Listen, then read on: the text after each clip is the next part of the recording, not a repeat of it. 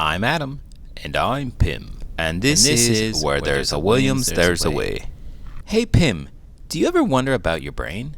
No, but I do wonder about zombies. Those things are super scary in movies. Well, this book is chock full of good facts about good, because I have so many questions. For instance, if zombies are fake, then how come they've been so prevalent in society for centuries? Actually, this book is going to be focusing more on brains. Okay, that's interesting too. Let's get started.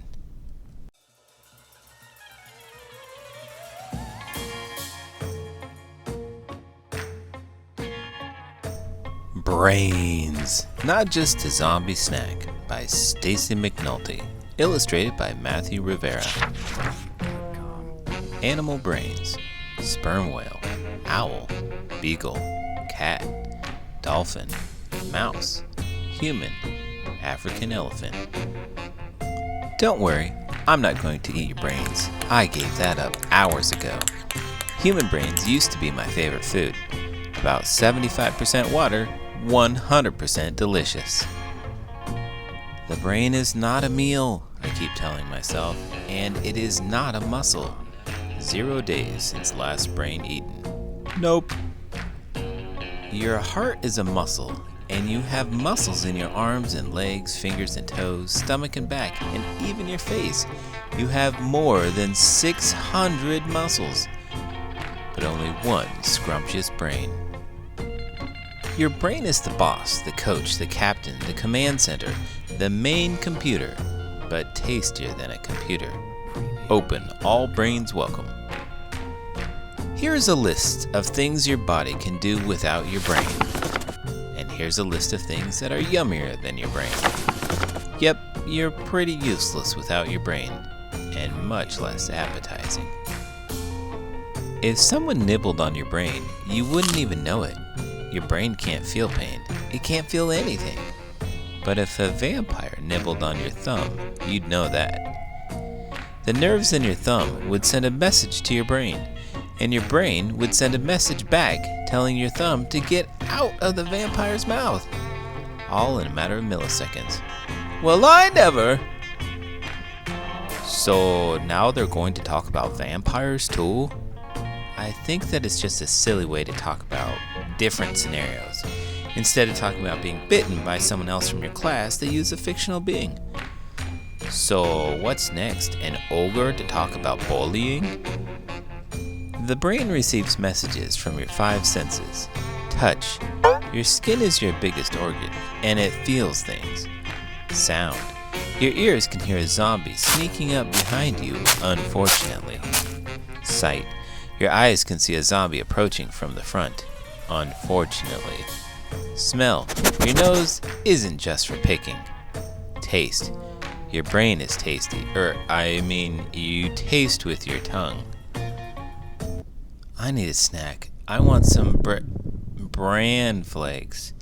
Unless you know a grown-up with a lot of brain to spare. An adult brain is about 3 pounds of yumminess.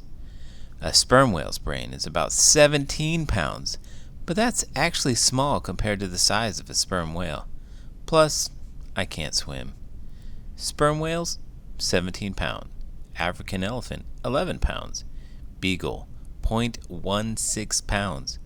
Mouse, 0.0009 pounds. Owl, 0.004 pounds. Lion, 0.5 pounds. Human, 3 pounds. Viper, 0.0002 pounds. So what makes human brains yummier than whale brains? Let's take a closer look at the human brain. Neurons. They do the work, and you have about 86 billion of them. And glial cells. They feed and support the neurons. You have about 86 billion of them too. You've had most of these neurons since you were born. They were yummy then, they're yummy now. Each neuron can send thousands of messages to other neurons, creating pathways. When you learn something new, like how to add numbers, throw a baseball, play the piano, tie up a zombie, you aren't making more neurons, You're making new and stronger pathways, and I'm making myself hungry. Your brain started forming when you were about half an inch long. Do you plan on keeping your big, juicy, delectable brain your whole life? Grown-up human, brain, about 3 pounds. About 86 billion neurons. 75-year-old human, brain, 10% smaller than max size, so 2.7 pounds-ish. About 86 billion neurons. Newborn baby, brain, less than 1 pound. About 86 billion neurons. 1-year-old human, brain, about 2.2 pounds. About 86 billion neurons. I've got an idea. Perhaps you'll offer me a teeny tiny taste of your brain if I promise not to eat any of the important parts. Hold up, wait a minute. This girl really seems to want to eat brains no matter how much she says she's kidding. It's silly, right? I don't know if you'd think that it was silly if someone was trying to eat your brain. And what is she talking about? Not the important parts. Maybe the parts of your brain that you don't use? Oh, I use all of my brain. I won't eat your brain stem. You need this to breathe and to hiccup and to sneeze and to keep your temperature at 98.6 degrees Fahrenheit and to make sure your heart is beating. All the stuff you don't think about. Plus, I find it a bit chewy. Appetizers, brainstem, 100% organic. And I won't nibble on your cerebellum either. It's needed for balance and to coordinate your muscles.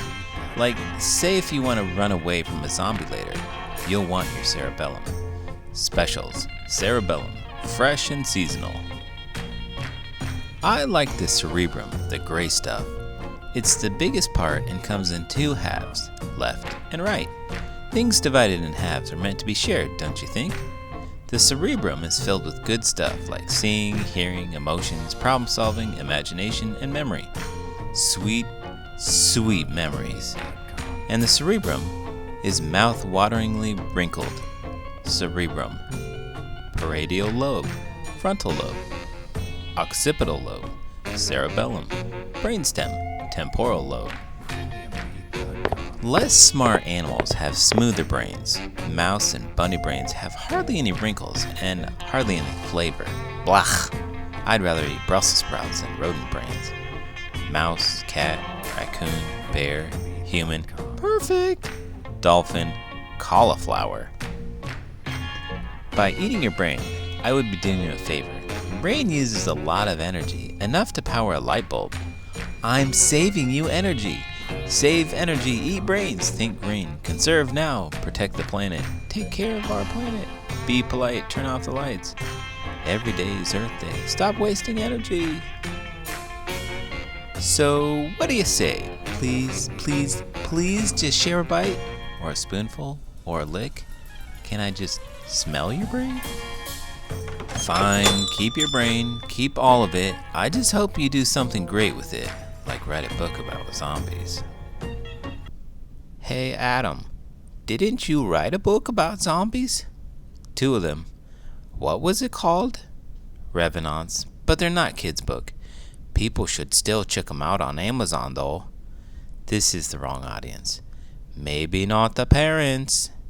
Anyway, I hope that you learned a few things about brains. And don't forget, if you enjoy this video, please give it a like and subscribe to the channel. I'm Adam. And I'm Pim. And this is Where There's a Williams, There's a Way. Dear reader with a brain, do not give any of your brain to a zombie. Sure, she's hungry and the nicest zombie you'll ever meet, but you need your brain.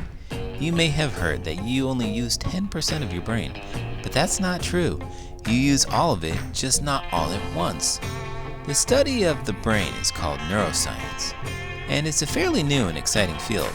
Most of what humans know about the brain has been learned in the past decade. New computer technology is allowing scientists to look closer and closer at the delicious organ between our ears. Author and not a zombie, Stacy McAnulty. Brain facts. A human brain is only about 2 to 3% of an adult's body weight, but it uses almost 20% of the body's energy. The tree shrew has a brain that is 10% of its body weight, but tree shrews are not smarter than humans. Humans are born with most of their neuron cells in the brain, but they're capable of growing new ones. This is called neurogenesis. After he died in 1955, Albert Einstein's brain was stolen by Dr. Thomas Harvey and cut into 240 blocks to be studied. Scientists are still debating if Einstein's brain is significantly different from an average adult's. Jellyfish don't have brains, they have nerve fibers. The cerebrum in humans is bigger than in other animals. Maybe that's why we're better at video games. Zombies aren't real, but legends tell us that their favorite food is brain. Yuck. Did you know the ancient Greeks put large rocks over dead bodies to prevent them from rising?